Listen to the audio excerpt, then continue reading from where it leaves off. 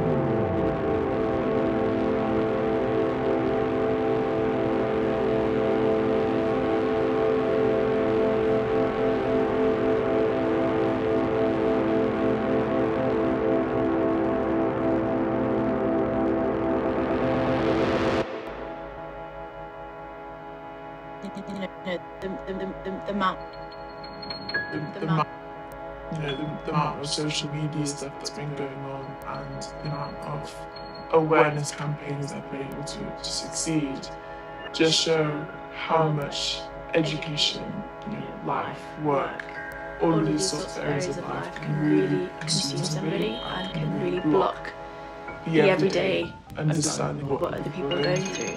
So I think it's very telling that, in the first few months or 6 months of people slowing down and just sitting and looking at the situation and looking at the situation of others and what sort of exploitation that they may be experiencing, whether that is personal, cultural, political, economic, it's just so telling about that something quite drastic needs to change, that we need to literally all stop. To be able to see that.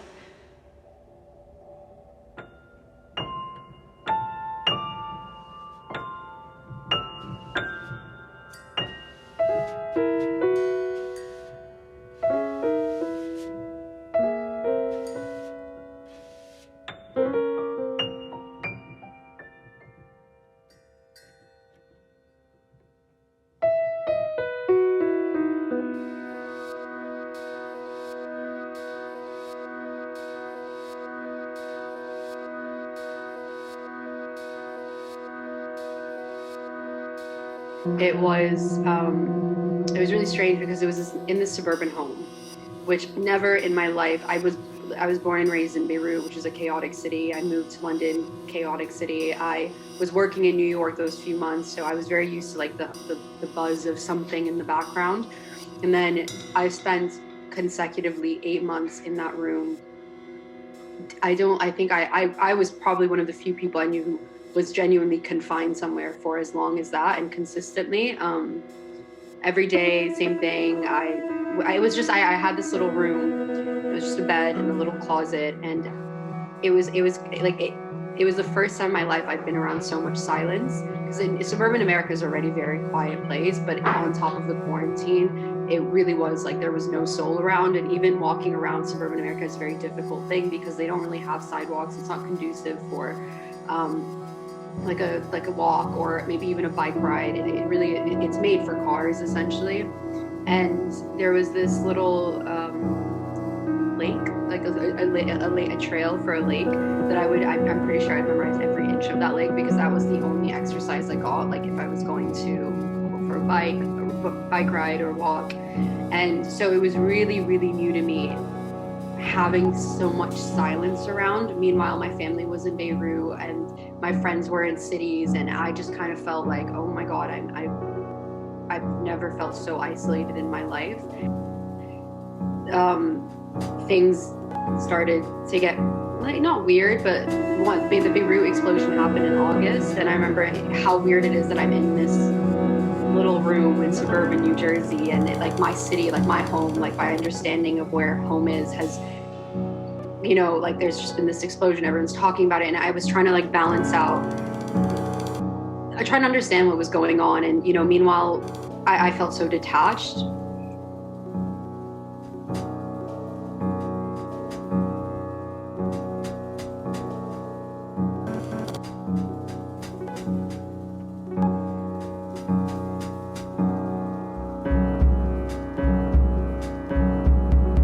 There's almost no streets in Oslo where I don't have a memory or like multiple. So like walking around in old memories, and like I keep saving little streets that I notice that like it might just be like 10 meters, like it's a little back alley, but like I've never actually walked through there, and I keep saving them for like days when I need to have a walk and like see something new.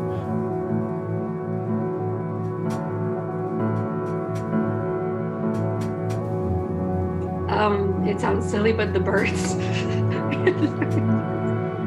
I hadn't heard birds chirping outside my window. I seriously don't remember. Like I remember I would wake up every day to these birds chirping right outside the tree, like outside of my window.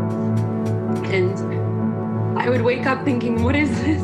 Because I've never, I would wake up to other sounds and people and the sound of walking and the sound of talking and sirens.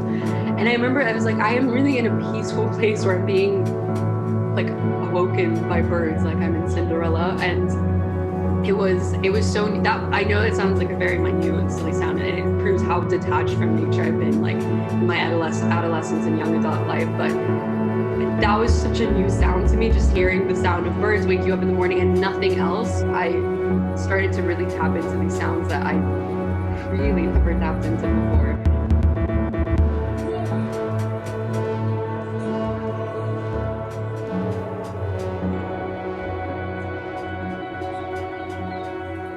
The dominating sound of, like, at least that summer when I came back from London was the electrical scooters. They've taken over here. Like, they've just launched the 11th company, I think, that do them here. And the amount of, like, people moving or changing those, like, moving around those electrical things, and then, like, hearing the different alarm sounds for the different, because each company has their own signature alarm sound. And they go off all the time, and, like, the lights blinking as well, like, in through my bedroom window, and just, like, hearing those different, that was, that dominated the soundscape.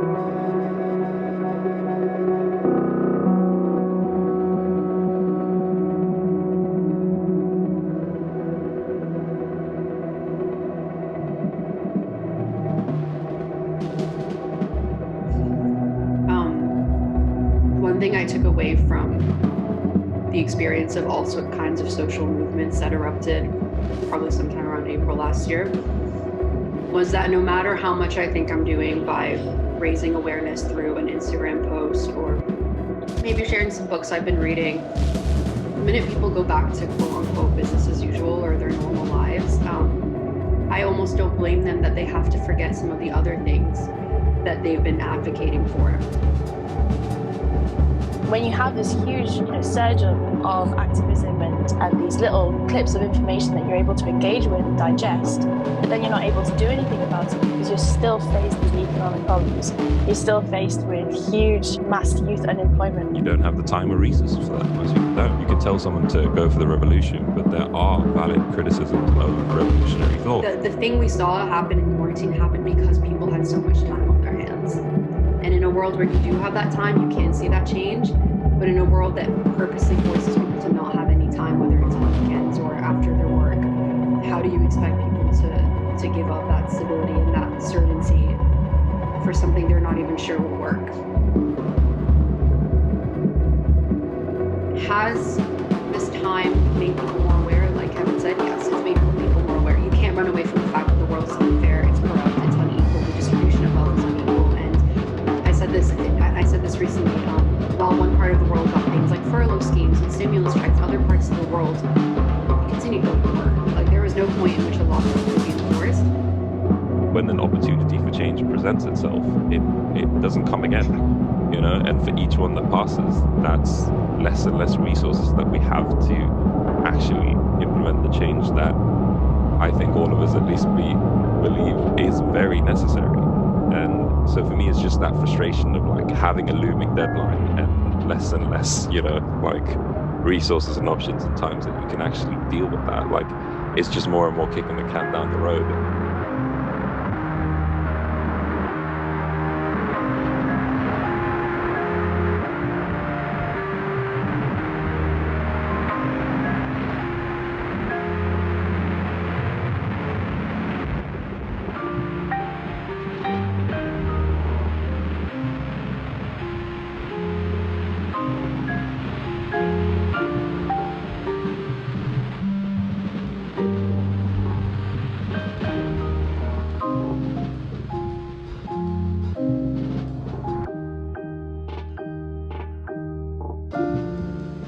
It sounds simple, but I hope we appreciate things more, appreciate the kind of easiness we had in our lives, the simplicity of which we used to move, and the way in which we used to interact with our friends. For me, like the last time I've been surrounded by groups of friends, not individually, was December 2019, and since then it's always just been me and one friend that I visited, or me and another friend that I visited, but I haven't actually been surrounded by a group of us laughing and joking and, you know, at a communal space.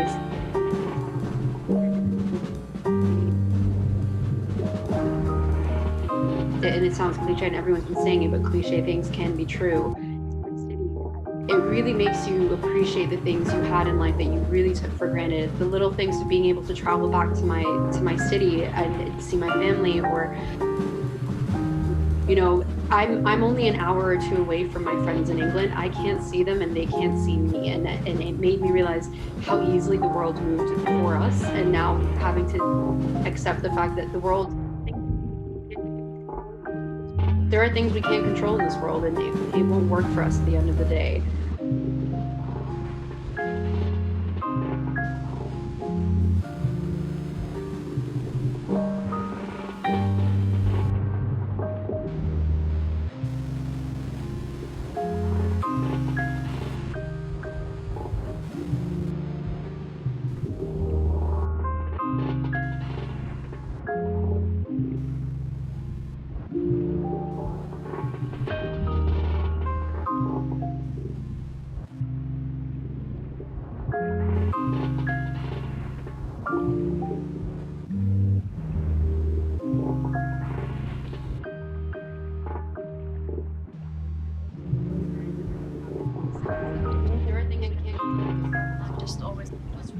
Around in old memory. I just also started to where things happen to the sounds that I just already assume it's like as